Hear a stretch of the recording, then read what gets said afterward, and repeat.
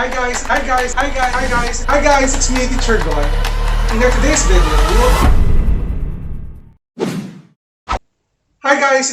Gon. In our today's video, we will start creating a new series wherein we will do operations on polynomials. And this time, ang unang magiging topic natin is all about addition and subtraction of polynomials. So without further ado, let's do this topic. So basically guys, ito yung mga steps natin on how to add or subtract polynomials. First, you need to arrange the terms of your given polynomials in descending or ascending order.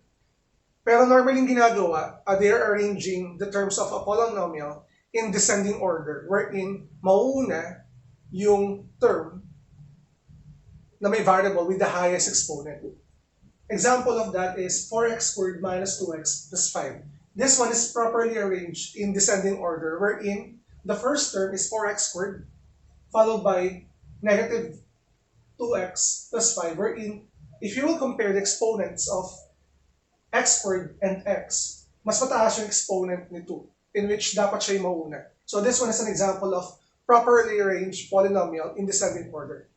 And last step natin is to combine like terms. When I say combine like terms, ang ibig sabihin nun, dapat parehas yung variable and yung exponent ng isang term for us to combine them using the rules on how to add and subtract integers. So let's start with number 1. We are given the example, add 4x squared minus 2x plus 5 and 6x squared plus 4x minus 2.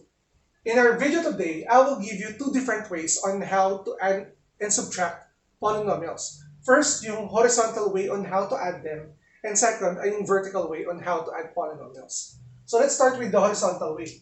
For the horizontal way, guys, ang ginagawa rito, you will enclose this given polynomial in a parenthesis, and it will be written as 4x squared minus 2x plus 5 plus the second polynomial, 6x squared plus 4x minus 2.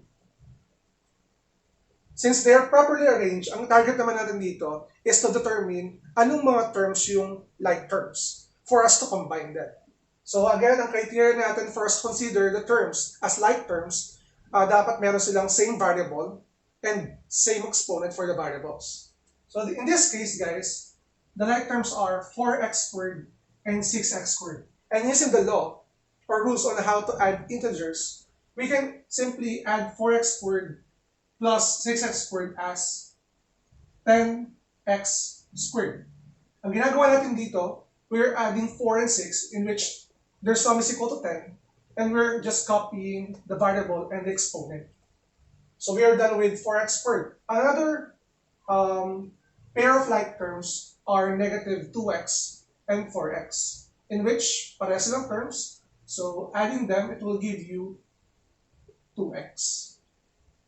And lastly, your constants, you have 5 plus negative 2, that will give you plus 3. Therefore, the sum of the given polynomials is equal to 10x squared plus 2x plus 3. Ito yung horizontal way on how to add them. Sir, how about the vertical way on how to add them? First, copy the first polynomial. You have 4x squared minus 2x plus 5. And then plus your second polynomial. And make sure pala guys na properly aligned yung bawat terms natin na magkakaparehas. Example, you have 6x squared. Dapat nasa ilalim siya ni 4x squared. Then plus 4x minus 2. Since addition to, we can simply add the terms here. We have 4x squared plus 6x squared. This will give you 10x squared. And negative 2x plus 4x, this will give us plus 2x. And then for the constants, we have 5 plus negative 2, that will give us plus 3. And as you can see guys, parehas yung naging sagot natin either using the horizontal way and the vertical way on how to add polynomials. So let's move on with item number 2. For item number 2, we are given 12x to the fourth power minus 3x squared plus 21x minus 9 and 15x squared plus 8x to the fourth power minus 7x plus 8. So observing the given polynomials, this one, wala siya yung term with a variable na may exponent na 3. But it's okay kasi this polynomial is properly arranged in descending order. It started with the exponent of 4, followed by 2, and 1. And para naman dito, as you can see, yung 15x squared natin plus 8x to the fourth power minus 7x plus 28 ay kailangan pa natin siyang i-arrange in descending order. In which, if we were going to write this polynomial, it will give us, not mauna si 8x to the fourth power. We have 8x to the fourth power, followed by plus 15x squared minus 7x plus 28. So in this case, pwede na tayo ngayon mag-add ng polynomials. So let's start with the horizontal way. We have 12x to the fourth power minus 3x squared plus 21x minus 9 plus this one, 8x to the fourth power plus 15x squared minus 7x plus 28. So we need to determine the like terms here.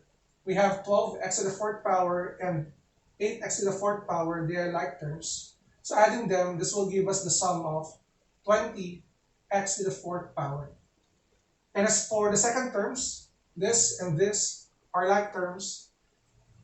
Negative 3x squared plus 15x squared is plus 12x squared.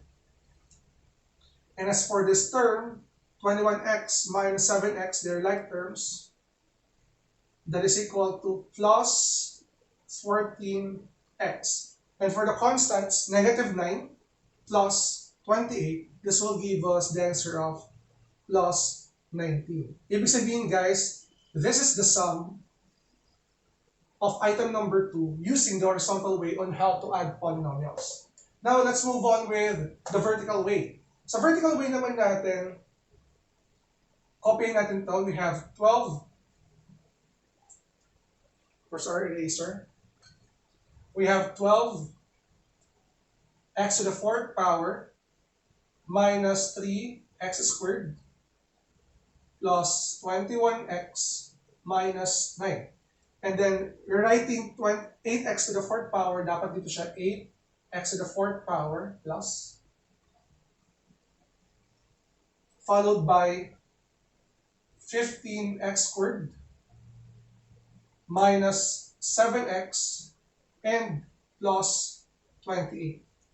Add them, this is 20x to the fourth power, because 12 plus 8 is 20, then copy x to the fourth power, and this is plus 12x squared, because negative 3 plus 15 is positive 12. And this one, will give us plus 14x. And for the constant, this is plus 19. And as you can see, kahit anong gamitin natin, as long as proper yung ating way, we can come up with the same answer. So I hope na nakuha niyo yung first 2 examples natin on how to add polynomials. In the next part of our video, we will try to subtract polynomials. Now for the second part of our video, we will focus on how to subtract 2 given polynomials. So let's start with item number 3. Subtract 8x cubed minus 7x squared plus 3x minus 4. And 5x cubed plus 2x squared plus 3x minus 7. So as you can see, these 2 polynomials are properly arranged in descending order. So ang focus natin ngayon is on how to subtract them. First step is to copy your minuend. The minuend is the first polynomial. So you need to copy this one. You have 8x cubed minus 7x squared plus 3x minus 4. And next step natin dito is to change this operation to addition. Kasi yun yung rule natin in adding integers. So this operation subtraction must be changed to addition, and as well as the signs of your subtrahend, which is 5x cubed plus 2x squared plus 3x minus 7. Again, we need to change the sign of these terms. So from positive 5x cubed, this will become negative 5x cubed minus, from positive it will become negative minus 2x squared minus 3x plus 7. Mapapansin nyo guys, lahat ng sign nila na bago. Kasi yun yung rule natin. Again, copy your minuend, change the operation from subtraction to addition, and change the sign of your subtrahend. And we can apply addition of polynomials here. Dito, isang method na lang gagamitin natin. It's either the horizontal or vertical, but in our case, I will choose, for item number 3, we will do the horizontal way on how to add the polynomials. So these are like terms. So when we add 8x cubed plus negative 5x cubed, that is 3x cubed. Another pair of like terms, we have negative 7x squared plus negative 2x squared. Since same sign, that is negative 9x squared. Third pair of like terms, we have 3x plus negative 3x. Since magkaiba sila, automatic that is equal to 0. Kapag naging 0 na yung value niya, huwag nyo nang isulat yung term. And lastly, for the constant, we have negative 4 plus 7. This will give us the answer of plus 3. And this is the difference between the two polynomials that we have in item number 3. Okay, so let's move on with item number 4. For item number 4, we have subtract 4xy plus 5x minus 7y plus 3 from xy minus 6x plus y plus 6. Kapag nakita niyo yung word na from, ibig sabihin, hindi ito yung actual na minuend, and this is not your subtrahend. Baliktad. Kasi sabi dito, subtract this polynomial from this polynomial. So this will serve as your minuend, and this is your subtrahend. So magiging arrangement natin dito is we will write first xy minus 6x plus y plus 6. Ito yung mangyayari sa atin. And dito, ang target ko dito ngayon, I will write this para mas malaki. Xy minus 6x plus y plus 6. This is our minuend. And as for your subtrahend, lagyan mo dito minus, copy this. You have 4xy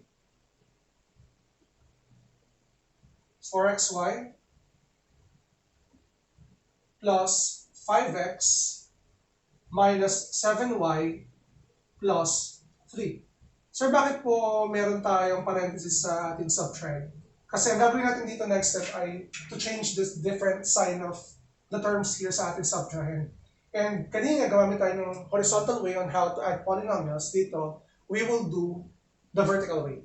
So before tayo mag-subtract, guys, copy muna natin yung ating minuend, that is xy minus 6x plus y plus 6. And second step natin is to change this subtraction symbol to addition. And lastly, change the sign of your subtrahend, in which this is 4xy, it will become negative 4xy.